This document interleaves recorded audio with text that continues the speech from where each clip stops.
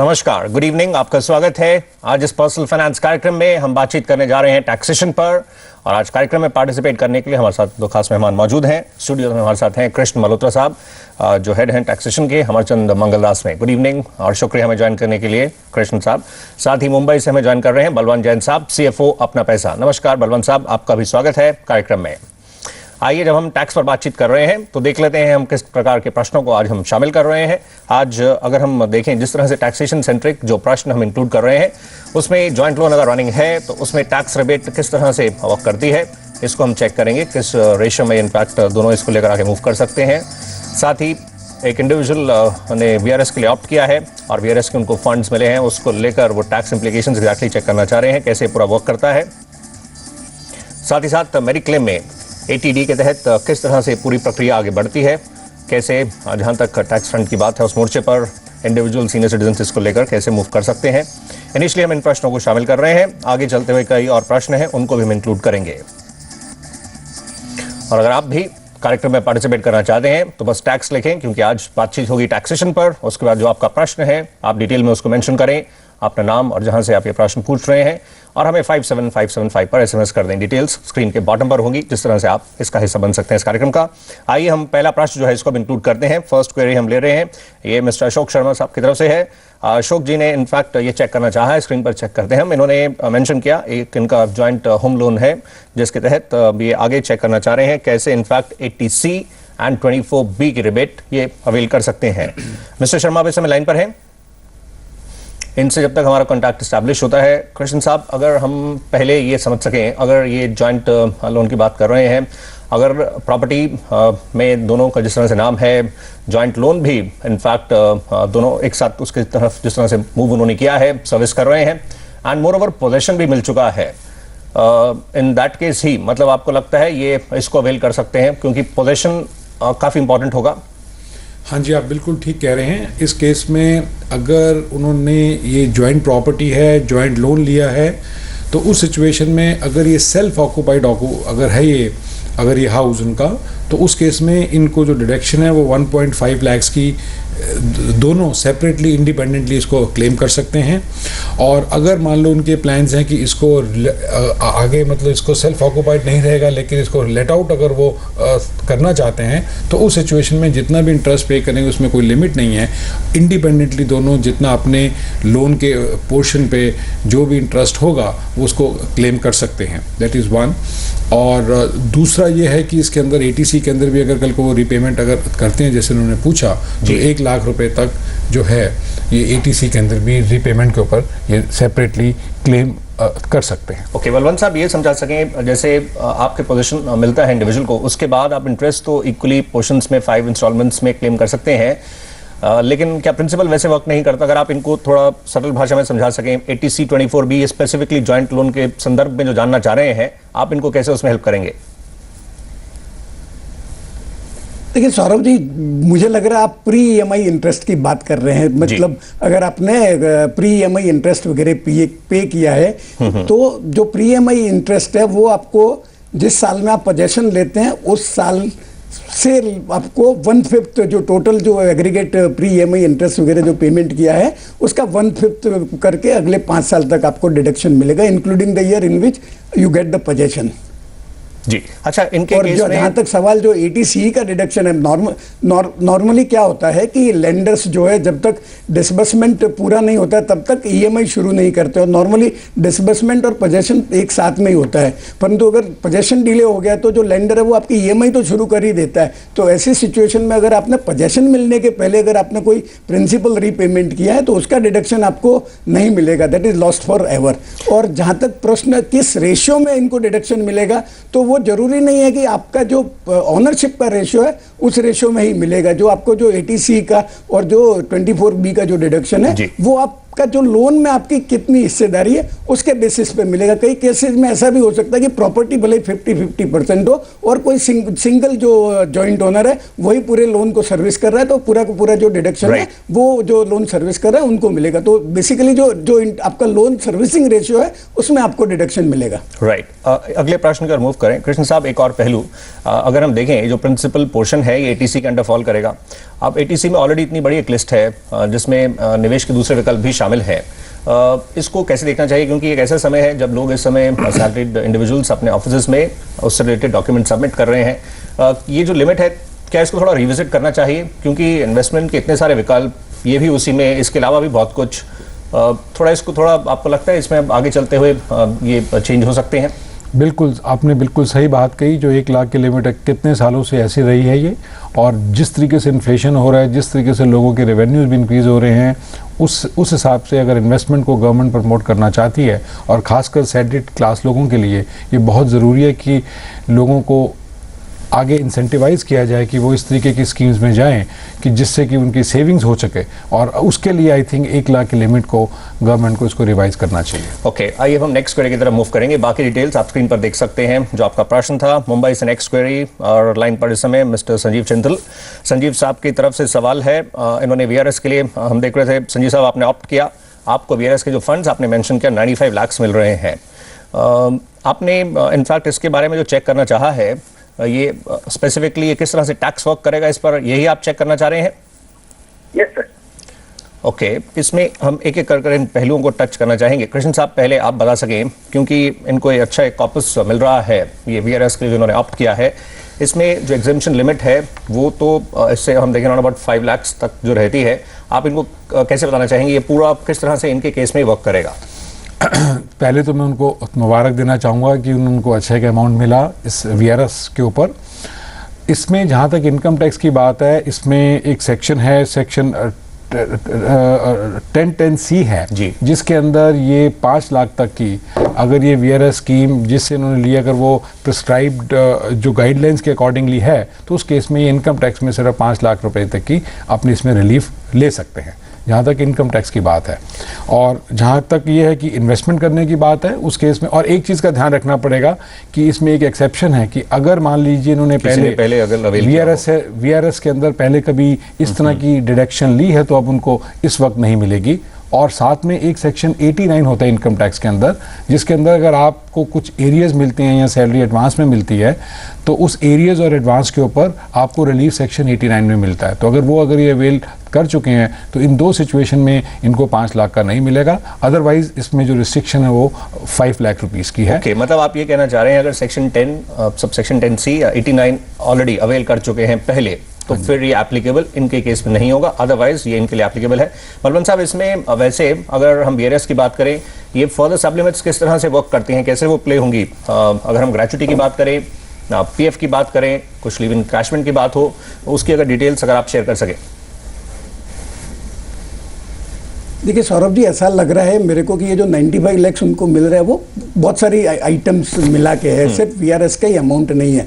और जैसे वीआरएस का मैं बताना चाहूँगा कि ये जो 5 लाख की जो लिमिट है वो once in a lifetime है। तो अगर आपने पहले वीआरएस लिया है और उसमें अगर आपकी 5 लाख से कम की कोई अगर एग्जम्पशन आपने क्लेम की है, तो जो बैलेंस फिगर है वो आप अभी क्लेम कर सकते हैं। और जैसा मैं बता रहा हूँ कि 95 लाख का जो फिगर है उसमें दूसरी चीज़ें भी है, उसमें ग्रेच्युटी भी होते हैं, लिव एनकैशमेंट वगैरह भी होगा, प्रोविडेंट फंड का पैसा भी होगा। तो जो ग्रेच्युटी की जो एग्जम्पशन की लिमिट है वो मैक्सिमम 10 लाख की है। जो लिव एनकैशमेंट है वो 3 लाख तक का एग्जम्पशन है। और इसके अलावा जो प्रोविडेंट फंड का जो पैसा जितना भी है, आपका खुद का कंट्रीब्यूशन है और जो एम्प्लॉयर का कंट्रीब्यूशन है, वो पूरा का पूरा आपके हाथ में एग्जम्प्ट है। तो जैसे ये 3 एग्जम्पशन उनको मिल सकती है, 5 लाख की वीआरएस की, 10 लाख की अपनी ग्रेच्युटी की और 3 लाख की लिव एनकैशमेंट की। राइट। और इनफैक्ट अगर ये जो इनको कुछ अगर हम देखें ऑप्शंस भी कुछ हैं कृष्ण साहब, जिनको ये आगे मूव कर सकते हैं, थोड़ा इन्वेस्टमेंट ऑप्शंस भी एक्सप्लोर कर सकते हैं। ये तो बाकी पहलू रहे जो लिमिट्स जिस तरह से प्ले करेंगी, लेकिन टैक्स सेविंग इंस्ट्रूमेंट्स भी इनके समक्ष हैं जिनको ये थोड़ा उस तरफ भी ध्यान दे सकते हैं। देखिए, उसमें ऐसा है कि जहाँ तक इन्वेस्टमेंट की बात, इस सेविंग की बात है, सेविंग में तो कोई ऐसा सेक्शन नहीं है डायरेक्टली। छोटी सेविंग है, जैसे एटीसी हम पहले बात कर चुके हैं, एटीसीसी-जी है जिसमें राजीव गांधी स्कीम 2013 है, छोटे अमाउंट्स है। तो अगर इतनी बड़ी रकम और ये मान के चले सारा इनको वीआरएस के अंतर्गत ही मिला है, तो उस सिचुएशन में मुझे कुछ इन्वेस्टमेंट पे कुछ ऐसी सेविंग नहीं दिखती है। लेकिन हाँ, अपनी जो पैसा मिला उसको इस तरीके से इन्वेस्ट करें कि जैसे रिलीफ बॉन्ड्स हैं, जो इनकम टैक्स रिलीफ बॉन्ड्स हैं, या इस तरह के म्यूचुअल फंड्स की कई स्कीम्स हैं, उसमें अगर मेरे ख्याल से जैन साहब कुछ इनलाइटन ये है कि कर सकते हैं कि उस 95 lakhs को या 90 lakhs को आफ्टर पेइंग द टैक्स जो अमाउंट रहता है उसको कैसे वो इन्वेस्ट करें कि जिसमें आने वाले उस पर जो इनकम एक्रू हो या इनकम रिसीव हो एटलीस्ट उस पर ये कुछ प्लानिंग इनकम टैक्स की कर सके। राइट अच्छा बलवंत साहब, इसमें क्योंकि इस उम्र में अब ये ज़्यादा रिस्क भी नहीं ले सकते हैं, मतलब उस तरह से जनरली कहा जाता है, लेकिन इनको एक अच्छा कॉर्पस मिल रहा है, आप इनको इन ब्रीफ अगर सजेस्ट कर सकें आगे, मतलब कैसे उसको लेकर मूव कर सकते हैं। हमने टैक्स पर्सपेक्टिव, उसके इम्प्लीकेशंस कैसे वर्क करते हैं, लिमिट्स वो बात हुई, लेकिन लिमिट्स लिमिटेड हैं और विकल्प इनके सामने क्या थोड़े सीमित होने चाहिए या इनको आप कैसे एडवाइस करना चाहिए, कैसे मूव करें? सौरभ जी, जहाँ तक इन्वेस्टमेंट ऑप्शंस का सवाल है, जैसे आपने बताया कि ये एज पे आदमी की रिस्क लेने की जो एबिलिटी है वो बहुत कम हो जाती है, तो जैसे जो फिक्स रेट ऑफ इंटरेस्ट के जो ऑप्शंस हैं उसमें पैसा डालना चाहिए। जैसे ये सीनियर सिटीजन स्कीम्स हैं उसमें 15 लाख रुपए तक का डाल सकते हैं। जो पोस्ट ऑफिस सेविंग स्कीम है उसमें जॉइंटली है तो 9 लाख का डाल सकते हैं। बाकी जो गवर्नमेंट के PSU की अभी टैक्स फ्री बॉन्ड्स आ रहे हैं तो इफेक्टिव यील्ड अगर देखा जाए तो काफ़ी अच्छा आ रहा है, 9.5%, 8.5% के आसपास है, तो उसमें शायद 10 लाख तक का इंडिविजुअल का पर PSU का लिमिट है। तो अगर भविष्य में भी कोई आए तो वो उसमें अपना पैसा डाल सकते हैं, पर पैसा डालने के पहले उनकी उम्र को देखते हुए उनको जो रिटर्न्स का ज़्यादा लोभ नहीं करना चाहिए, पर उनकी जो कैपिटल है वो सिक्योर रहनी चाहिए। तो जहाँ तक हो गए जो गवर्नमेंट की अंडरटेकिंग्स है या गवर्नमेंट की स्कीम्स है उसमें पैसा डाले तो ज़्यादा ठीक रहेगा। राइट संजीव चिंतल साहब, ऑल द बेस्ट। आप इस तरह से मूव करने पर विचार करें। ये आपके लिए कुछ डिटेल्स हैं। उम्मीद है जो आपने प्रश्न भेजा था उससे सेंट्रिक जो तमाम एंगल्स थे हमने आपके समक्ष रखने की कोशिश की। हम ब्रेक के लिए रुक रहे हैं, कई और प्रश्न हैं उनको हम शामिल करेंगे। आज बातचीत हो रही है टैक्सेशन पर, हम जल्दी लौटते हैं।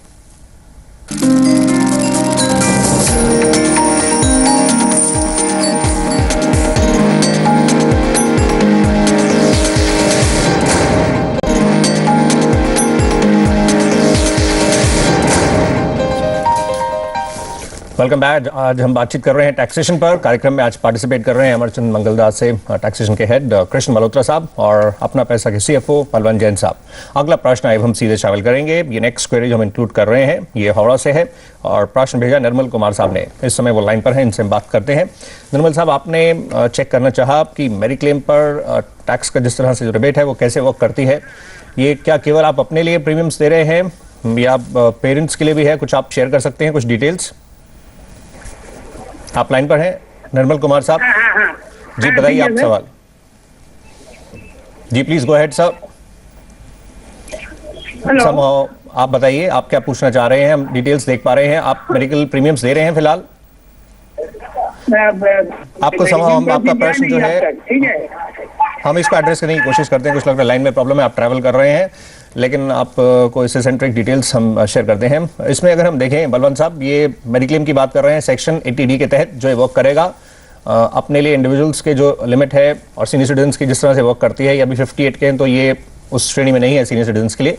आप इनको कैसे एडवाइस करना चाहेंगे?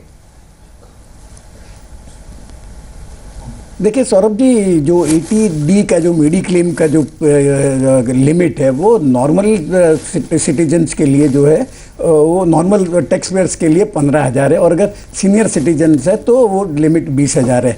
और अगर आपके पेरेंट्स का पेमेंट आप कर रहे हैं, मतलब जो 2 स्लैब्स है, एक स्लैब है आप आपके स्पाउस और आपके डिपेंडेंट चिल्ड्रन का, उसमें आप 15,000 क्लेम कर सकते हैं। और अगर आप आपके पेरेंट्स का भी पेमेंट कर रहे हैं तो उनके लिए भी सेपरेटली 15,000 की लिमिट है। और अगर आपके पेरेंट्स या आप खुद सीनियर सिटीजन हो तो ये 15,000 की जगह 20,000 की लिमिट हो जाती है।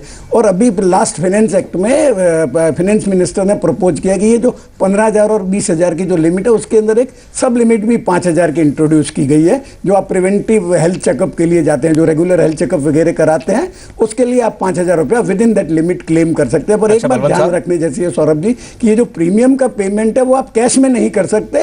ये जो प्रिवेंटिव हेल्थ चेकअप का पेमेंट है वो ही सिर्फ आप कैश में कर सकते हैं। अगर आपने इंश्योरेंस का प्रीमियम अगर कैश में पेमेंट कर दिया तो आपको 80D का डिडक्शन नहीं मिलेगा। एब्सोल्युटली, लेकिन प्रिवेंटिव हेल्थ में वो संभव है, जैसे आपने मेंशन किया उस तरह से तो आप मूव कर सकते हैं। लेकिन समहाउ ये जो लिमिट्स हैं ये आप स्क्रीन पर देख पा रहे हैं।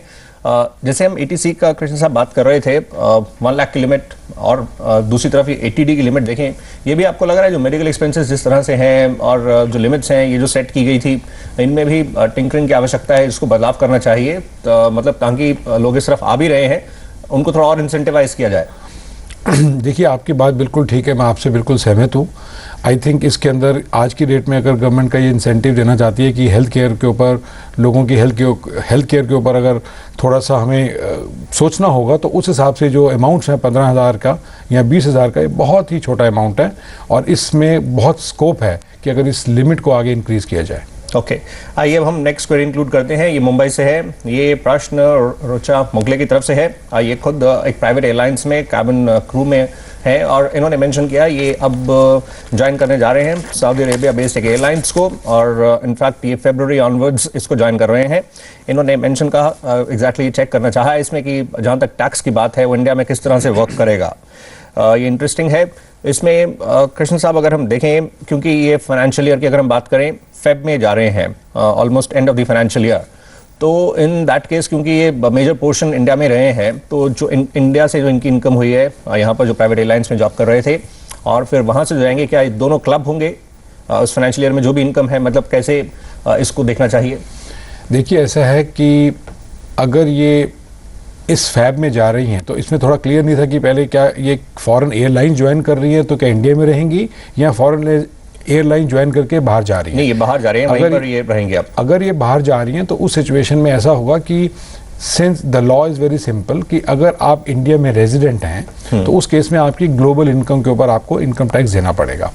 तो और इसलिए ये सबसे पहले जानना ये जरूरी होगा कि whether she is a resident और not. In order to be a resident, उसमें बड़ा सिंपल है कि अगर आप किसी फाइनेंशियल ईयर के अंदर if you are in India for more than 182 days then you are going to be considered as a resident. तो इस फाइनेंशियल ईयर में ये रेजिडेंट ही हैं, क्योंकि इस फाइनेंशियल ईयर। और इसके अलावा अगर फ्यूचर में भी ये जरूरी है देखना, हर साल की अलग से कंप्यूट करना पड़ेगा इनको अपना स्टेटस, और उसमें भी लॉ बड़ा क्लियर है कि अगर आप 365 डेज इन 4 प्रोसीडिंग ईयर्स, अगर आप ये 2 कंडीशंस और मीट करते हैं कि if you are in India for more than 365 days in 4 preceding years and relevant year में आप 60 डेज अगर इंडिया में रहे हैं, क्योंकि जब ये ट्रैवल करेंगे तो इंडिया में इनका आना होगा, तो उस सिचुएशन में अगर ये दोनों कंडीशंस इसमें मीट करती हैं तब भी ये देखना पड़ेगा हर साल कि वो इंडिया में इंडियन इनकम टैक्स के लॉ के accordingly whether she is a resident और नॉट। ओके, बलवंत साहब, इसमें आप ये जो स्पेसिफिकली पॉइंट रेस किया गया 182 डेज, मतलब आगे चलते हुए भी ये एक इंपॉर्टेंट पहलू रहेगा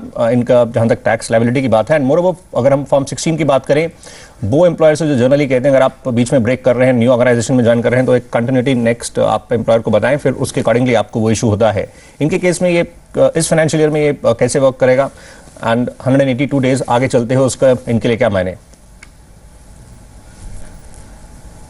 देखिए, करंट ईयर का अगर जैसे ये बता रहे हैं कि ये तो इंडिया के बाहर ही जा रहे हैं, तो वो एम्प्लॉयर जो है वहाँ के जो टैक्स लॉ है उसके हिसाब से टीडीएस काटेगा। परंतु चूंकि इस साल में तो ये 182 डेज से ज़्यादा इंडिया में रही है, तो ये जो फरवरी और मार्च की जो सैलरी उनको ये एयरलाइन से मिलेगी वो इनके हाथ में टैक्सेबल होगी, तो उनको कम से कम उसका एडवांस टैक्स अपना को खुद को भरना पड़ेगा।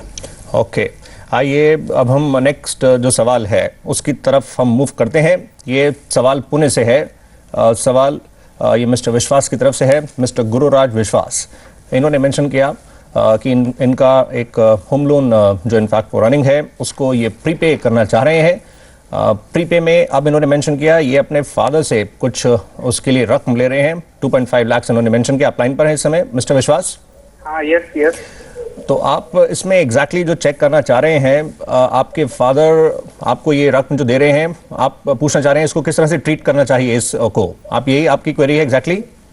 हाँ, एग्जैक्टली। मेरा यही जॉइंट होम लोन चल रहा है और उसका प्रिंसिपल रिपे करने के लिए मैं अपने पिताजी से 2.5 लेना चाहता हूँ। ओके, तो आपको ये 2.5 लाख। हाँ, ये कितना समय हुआ, ये लोन कितने समय से रनिंग है? अराउंड 1 ईयर से रनिंग है ये होम लोन। ओके, फ्लोटिंग आपने बताया, फ्लोटिंग कैटेगरी में है ना? हाँ, फ्लोटिंग कैटेगरी में ओके, फ्लोटिंग में बलवंत साहब एक तो फ्लोटिंग में है, प्री पेमेंट के जो चार्जेस हैं वो भी नहीं, एंड अगर ये फादर से ले रहे हैं ये रकम तो मतलब इसको गिफ्ट भी ट्रीट कर सकते हैं, क्योंकि रिलेटिव की श्रेणी में फादर भी हैं, और मतलब अगर लोन की कैसे इन दोनों पहलुओं को देखना चाहिए, गिफ्ट वर्सेस लोन? देखिए सौरभ जी, ऐसा है कि विश्वास जी जो 2.5 लाख रुपया अपने फादर से ले रहे हैं, तो इनके पास दो ऑप्शन है कि या तो उसको लोन ट्रीट करें और भविष्य में उसका भुगतान करें, उस पर इंटरेस्ट भी पेमेंट कर सकते हैं। अगर ये इंटरेस्ट पेमेंट करते हैं तो इनको 24B पे डिडक्शन मिलेगा। और अगर इसको गिफ्ट ट्रीट करते हैं तो भी उसका टैक्स इम्प्लीकेशन नहीं होगा, क्योंकि सेक्शन 56(2) के हिसाब से जो गिफ्ट है रिलेटिव्स वगैरह से आती है, उस पर बिना कोई लिमिट के वो एग्जम्प्ट है। तो इनकी ऑप्शन मतलब उनको क्या कन्वीनियंट है, पर मेरे हिसाब से टैक्सेशन के एंगल से वो जो फादर से जो पैसा आता है उसको अगर लोन ट्रीट करे और फादर का हो सकता है टैक्स स्लैब है वो कम होगा, तो इनको जो टैक्स का बेनिफिट हो जाएगा। अगर फादर टैक्स पेयर नहीं है तो और उस इंटरेस्ट की वजह से भी अगर टैक्स पेबल नहीं आता है तो कॉरेस्पॉन्डिंगली इनको उतना टैक्स का फायदा हो जाएगा। ओके कृष्ण साहब, एक पहलू हम आपसे टच करना चाहेंगे। इनफैक्ट अगर ये लोन शो करते हैं, अब लोन है तो उस पर इंटरेस्ट है, और अगर इंटरेस्ट होगा और अगर फादर हाई टैक्स ब्रैकेट में है तो वो उनको भी अपनी इनकम में फिर वो रिफ्लेक्ट करना होगा, क्योंकि रिटर्न्स में उनको भी दिखाना होगा।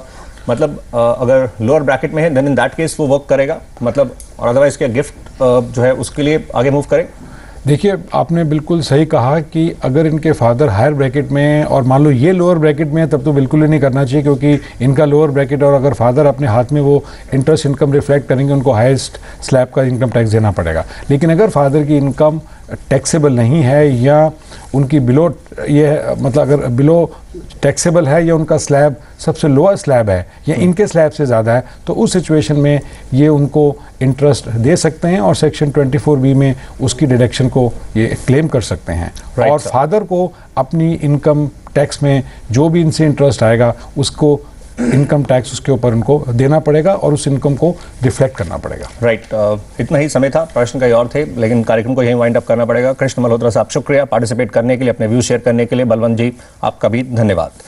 तो आज के लिए बस इतना ही। अब हम आपके समक्ष हाजिर होंगे सोमवार को। उस दिन बातचीत होगी सेविंग्स की इंपॉर्टेंस और निवेश के तमाम विकल्पों पर। फिलहाल अभी के लिए इतना ही। नमस्कार।